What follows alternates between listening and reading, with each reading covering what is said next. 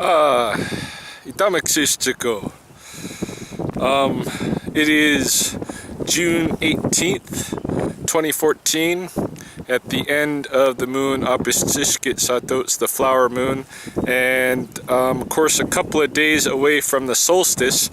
And for an average summer, we would be in the midst of the moon called Misamsota, the long rains. This is the weird summer where we actually get 6 moons instead of 5, and so kind of like the leap year, and so things are a little bit mixed up, and we have been experiencing really the long rains starting already the last few days, even though we're still really in the flower moon, although the tail end of it.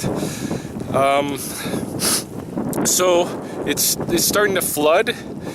Today they were predicting really large floods on the scale of what happened here in 1995, which was kind of a devastating flood year. They closed the schools on the blood reserve, so I've got the day off, and they were saying that they were going to have to close the bridges across the river in the city because the floodwaters would get up far too high. But it turns out that it's not quite as dire as they predicted, and looking at the river here, it is high. I mean, this oxbow that you see here, I don't know if anybody watched any of my videos in the winter, but generally this oxbow on the far side of this island here does not have nearly that much water in it. And you know, we have trees and bushes floating down the river, and this kind of thing is typical. I don't see any really large trees at the moment, although I wouldn't doubt if today I see some large trees going down the river. But I have seen the flood waters of the Oldman River much higher than this in previous years. And if this is the climax of the flood, this is not really a big deal. However, because I do have the day off, I am going to continue hiking downriver and go to look at what's going on at Spopikimi, my pond where I do most of my phenological studies. I want to see what the conditions look like there, how flooded it is at this point at Spopikimi, and maybe see what's going on phenologically. I have noticed that there are events underway that are really more typical of the long rains period. And for instance, I noticed that the scarlet globe mallow, I'm walking to see if I can find any here, the scarlet globe mallow are starting to flower, and that is something that I associate with Misamsota rather than Apistishkit Satots.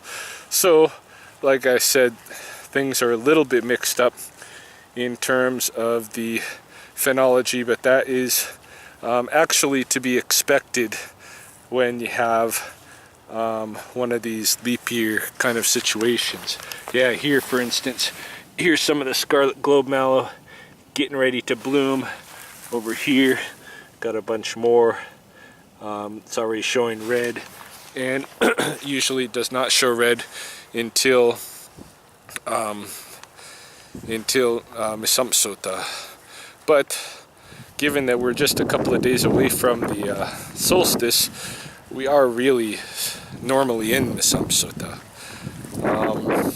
Yeah, so I'm gonna check it out. I'm also gonna be interested in the next few days whether or not rattlesnake calls pick up, because I know a lot of snakes under pressure of development have moved down into the coulees, and so at least some of those will be flooded out of their homes by the rising river waters, but whether they will respond by coming all the way up to the rim and having encounters with humans remains to be seen.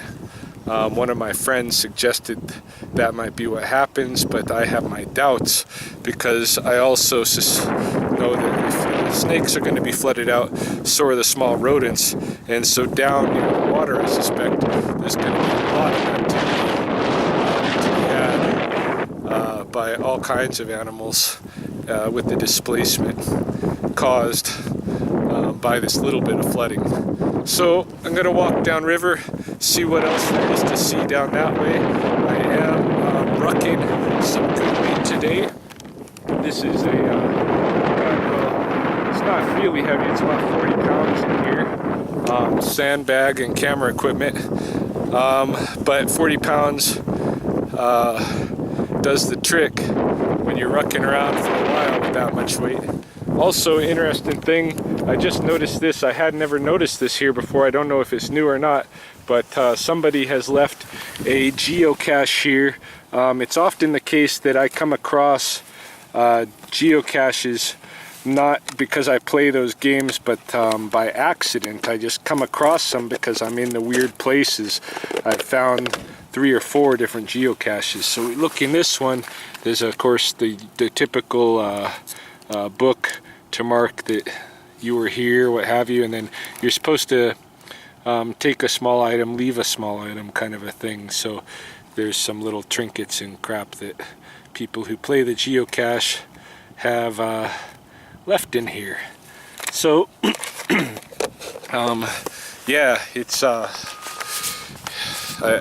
not the first time I've ever come across a geocache just out doing my thing.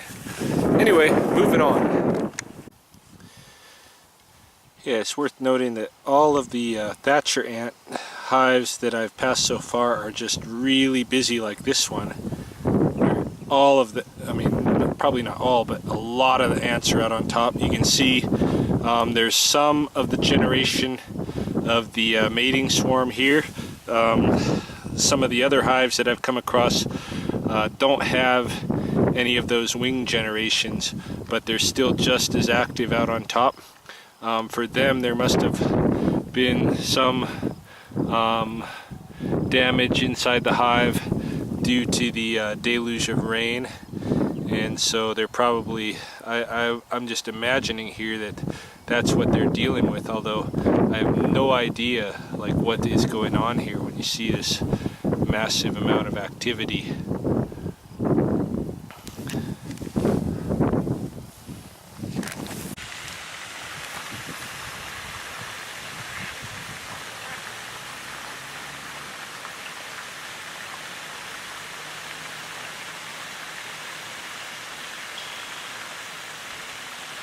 Yeah, not too often you see a mallard family with the drake still around.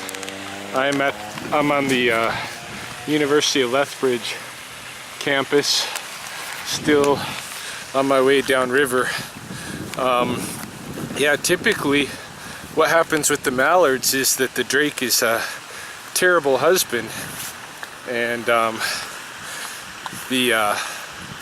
once the duck goes to nest, the drake goes to play with his buddies, and they'll go around and get into all kinds of trouble, kind of like, I don't know, you know, just like a bad husband going around, and him and his buddies will kind of gang rape vulnerable female ducks of various species, actually. And so you end up with a bunch of hybrids that are part mallard, part something else. And usually he'll only come back to her at the end of the season when the ducklings are raised up to near adulthood. So this mallard mama over here at the university actually found herself a pretty rare good husband. So good for her.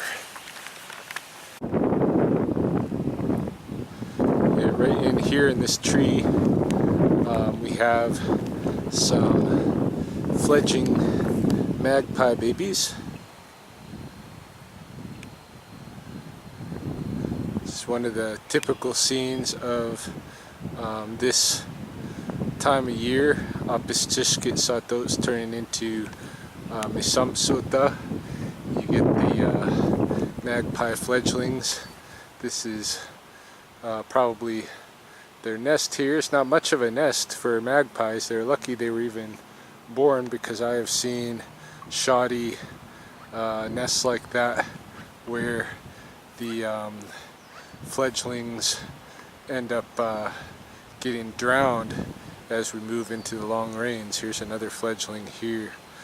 I'm on the lookout, since I'm crossing the university campus. I am on the lookout for yeah, parents are here now, they're getting mad, so I'm gonna leave.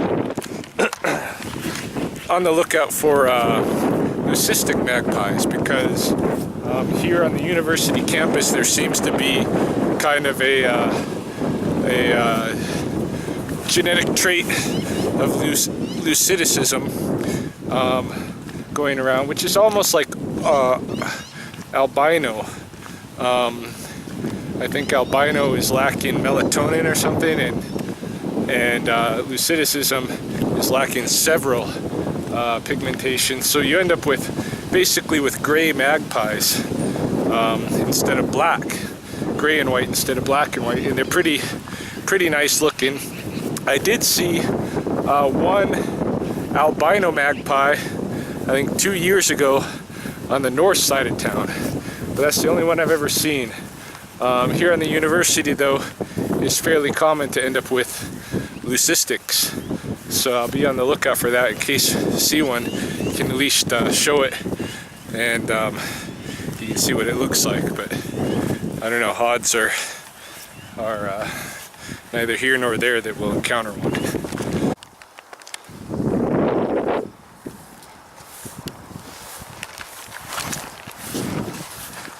I had to divert down this coulee because the pathway that I intended to take is being blocked by some city vehicles. They don't want anybody out here during this flooded time, but you know, if you're a naturalist and you want to scope out what are the animals' responses to the floods, there's no way but to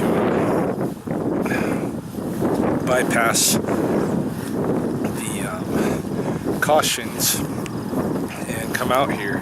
And I think it's silly anyway, because I think like the river is not going to surge really high, really suddenly, in a way that's going to sweep anybody downstream. It's ridiculous. Nobody's just going to fall in the river. You have to be being careless and actually walking out into the river and putting yourself at danger in order to be at danger. So I don't like these kind of situations where they treat you know, people as if ignorant children that need to be guarded. There's something to be said for having some faith in the members of your society that they can make rational, smart decisions without having to have the city or the municipality or what have you making those decisions for them. I think that's just a little bit too controlling. So anyway, I'm getting down here toward the river bottom flood area, and then I'm going to hike up that way to get to the pond. Ooh, look at this, a bike trail. Perfect.